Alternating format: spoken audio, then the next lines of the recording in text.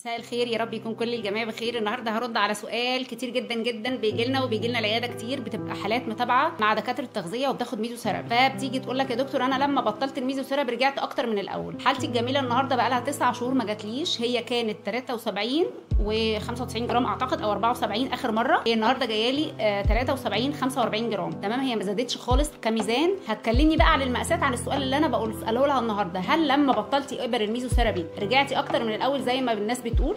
لا طبعا، انا على نفس الشيب ومفيش اي زيادات، بالعكس انا جايه ميزاني اقل مما كنت اخر مره هنا. في اماكن دهون جاتلك في حته ثانيه غير الاماكن الدهون الموضعيه بتاعتك انت اللي هي موجوده عندك اوريدي في جسمك؟ لا خالص، هو نفس الشيب، والجسم لما بينزل مع الحقن بينزل زي ما هو، لا لسه بتزيد ولا بيبقى فيه تكتلات ولا اي حاجه، بالعكس هي بتظبط المقاسات وبتخلي الشكل جميل، وانا زي ما انا يعني انا بعد 9 شهور وعلى نفس الشيب ما بغيرش فيه اي حاجه. كان المفروض لو انا بطلتها كان هيحصل حاجات كتير، او كان هيزيد من مكان وهيقل من مكان. صحيح، لكن موجوده زي ما هي وعلى نفس الميزان من 9 شهور. برافو عليكي. هو ده بقى النهارده رد السؤال على الحالات وعلى الناس اللي بتبعت لنا على البرايفت، يا دكتور هو انا لما بطل الابر الميزوثيرابي بترجع في اماكن ثانيه؟ وفي ناس اوريدي فعلا بتيجي لي العياده بتقول لي لا انا خدتها مثلا مع دكتور كذا وطلعت في مكان ثاني. مفيش حاجه اسمها كده خالص، طالما شغال مع دكتور صح وبيديك السيشنز بتاعتك صح وعارف هو احتياجك ايه من السيشن، يعني هو بيستهدف ايه بالظبط، عمرك ما هترجع. لازم انت بقى اللي تستهدف المكان الصح وتستهدف الدكتور الصح